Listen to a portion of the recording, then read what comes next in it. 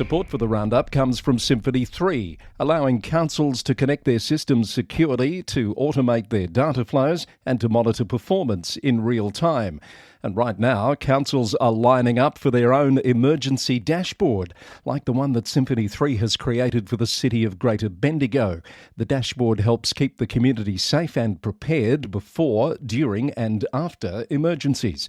It pulls together live data, including weather data, traffic data, emergency incidents, unplanned and planned disruptions, news and social media feeds. Visit www.symphony3.com to learn how you can get an emergency dashboard for your community.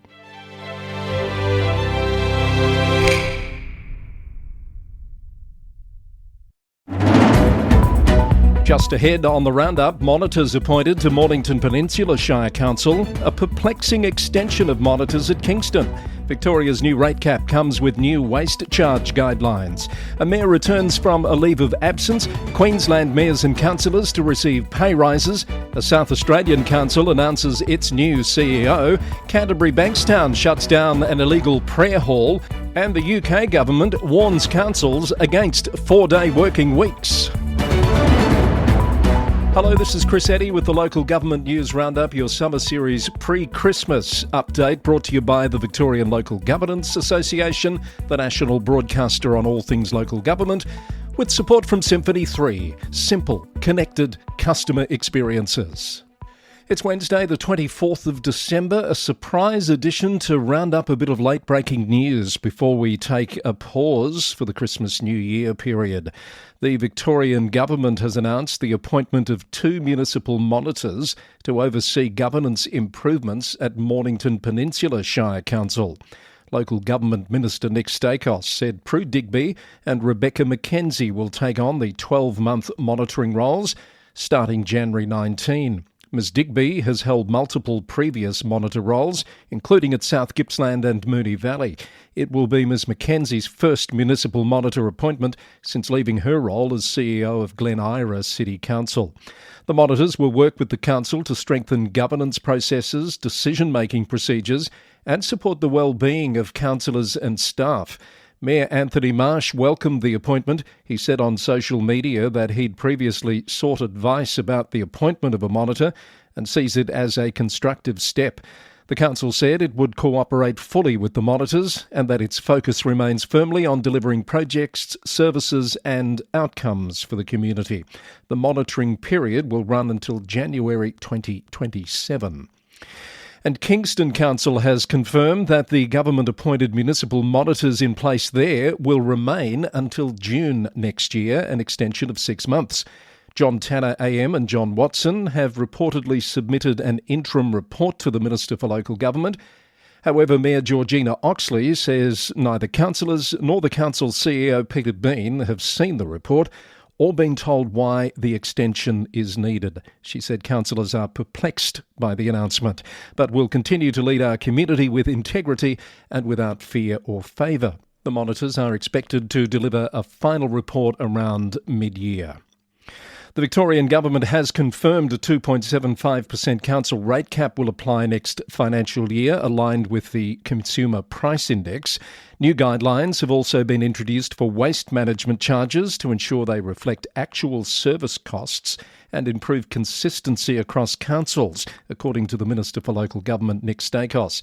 The government says that since the Fair Go rates system was introduced in 2016, the average rate cap has been 2.3%, down from 6% annual increases in the previous decade. Cardinia Shire's Mayor, Councillor Brett Owen, has returned from his leave of absence, effective immediately, resuming his full mayoral and councillor duties after taking 8 days off for work reasons. He's thanked Deputy Mayor, Councillor Liz Roberts and fellow councillors for their support during his absence. And Latrobe and South Gippsland councils have welcomed news that the state's first publicly owned wind generation project will be delivered in Gippsland. The SEC has announced an acquisition of the Delburn Wind Farm to be completed by 2028. The project will be located across both council areas and is expected to create around 300 local jobs during construction.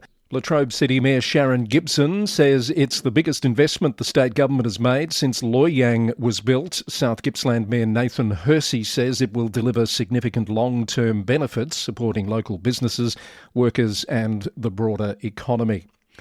Elsewhere in local government news today, Canterbury Bankstown Council has issued a cease-use directive to shut down an illegal prayer hall operated by cleric Wissam Haddad at the Al Medina Dawa Centre. The council says the site was only approved as a medical centre and has never had authorisation to operate as a place of worship. It's the second time Haddad has been ordered to close unauthorised premises, with the council warning of potential fines of up to $6,000 for corporations if non-compliance continues. Air quality tests have confirmed low risk to the Yass Valley community following a truck fire on the Hume Highway on Saturday. Yass Valley Council says it's received many requests for information about air quality following the incident. In a statement, it said air monitoring by Fire and Rescue New South Wales shows elevated particulate levels were confined to the immediate fire site. The incident involved lithium-ion batteries, but testing at nearby homes showed no elevated readings.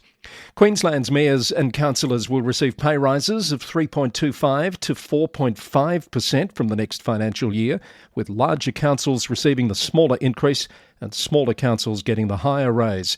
The Local Government Remuneration Commission said it had considered inflation, the need to attract quality candidates, especially in regional areas, and maintaining fiscally responsible wage growth when making its decision. In South Australia, Light Regional Council has appointed Daryl Wicker as its new Chief Executive Officer effective late March. He brings over 20 years of local government experience, including his current role at the District Council of Grant. Acting CEO Mark McShane will continue in the role until March and assist with onboarding to ensure a smooth transition. The District Council of Grant has announced Mr Wicker's resignation after 6 years of service, with his final day at the council set for February 23rd. In other news across to New Zealand, Gisborne Mayor Rehet Stoltz has been appointed interim president of Local Government New Zealand, with Waima-Kariri Mayor Dan Gordon as interim vice president. Both will serve until July next year, when the LGNZ membership elects a permanent president. In the UK, Local Government Secretary Steve Reid has warned all English councils against adopting 4-day working weeks. BBC News reported the Secretary has written to councils telling them that offering full-time pay for part-time work without justification could indicate potential failure. While South Cambridgeshire District Council became the first UK council to permanently adopt a 4-day week, the government maintains that councils should provide services 5 days a week. That's despite evidence from Scottish trials showing increased productivity and improved staff well-being. And finally, New York City Council has allocated $1.5 million to launch a guaranteed income program for 60 young New Yorkers aged 18 to 24 experiencing homelessness, providing them with $1,200 monthly for 9 months, plus a one-time $5,000 payment to help secure stable housing. The initiative builds on the council's historic first guaranteed income program for pregnant mothers and aims to support youth self-sufficiency through flexible cash assistance and wraparound services. And we're as up-to-date as we can be at this point on the afternoon of Christmas Eve. That's all from the Roundup until after New Year, unless something really big breaks. Keep an eye on our website, lgnewsroundup.com, if that's the case. This has been edition number 533, brought to you by the Victorian Local Governance Association, the national broadcaster on all things local government, with support from Symphony 3, simple, connected customer experiences. The Local Government News Roundup is recorded in the city of Greater Geelong, Victoria, on the land of the Wadawurrung people of the Kulin Nation. Thank you for being with us through 2025. We hope to have you with us in 2026. Until next year, thanks for listening and bye for now.